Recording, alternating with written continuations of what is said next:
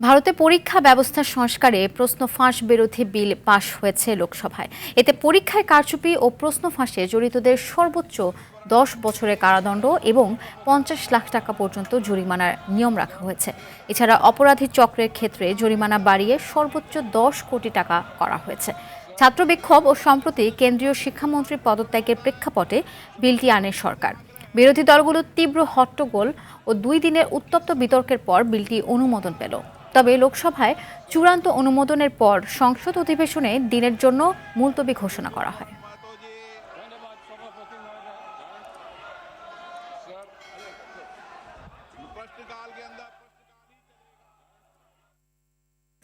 দর্শক, এই বিষয়ে আরো জানাতে দিল্লি থেকে সরাসরি যুক্ত হচ্ছেন সিনিয়র সাংবাদিক বীরেন ভট্টাচার্য। বীরেন, আমরা দেখছি যে অবশেষে আসলে এতদিনের ছাত্র বিক্ষোভ এবং শিক্ষামন্ত্রীর পদত্যাগের পর অবশেষে প্রশ্ন ফাঁস বিরোধী যে বিলটি পাশ হলো লোকসভায়, এখন আসলে এই বিষয়ে বিরোধী শিবির এবং সিজেপির পক্ষ থেকে কি বলা হচ্ছে? হ্যাঁ, যখন আজকে বিরোধী দলনেতা রাহুল গান্ধী তিনি লোকসভায় বক্তব্য রাখেন মন্ত্রীর জবাবি ভাষণের আগে, এবং রাহুল গান্ধী যখন বক্তব্য রাখতে ওঠেন তখন তিনি সরাসরি জিতেন্দ্র সিং বা বিল নয়, একবারে সরাসরি স্বরাষ্ট্রমন্ত্রী অমিত শাহের দিকে আঙুল তোলেন।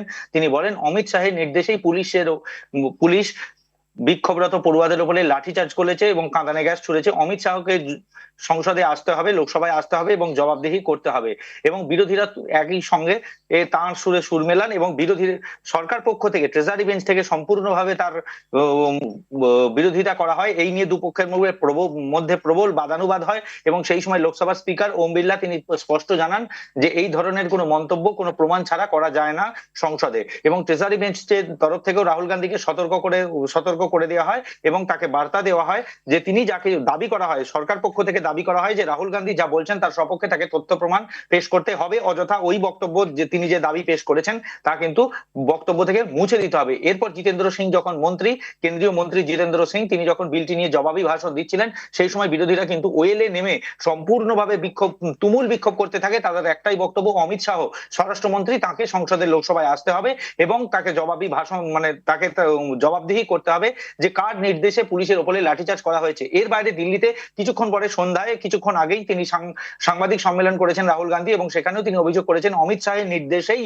পুলিশের লাঠিচার্জ হয়েছে এবং তিনি সরাসরি অমিত শাহকে লক্ষ্য করে প্রশ্ন তোলেন যে তিনি এক কথায় জবাব দিন যে পুলিশের ওপরে লাঠিচার্জের তিনি অর্ডার দিয়েছিলেন, হ্যাঁ কি না। এবং একই সঙ্গে তাদের পরবর্তী সংবাদে আরো বিস্তারিত আপনার কাছ থেকে জানবো।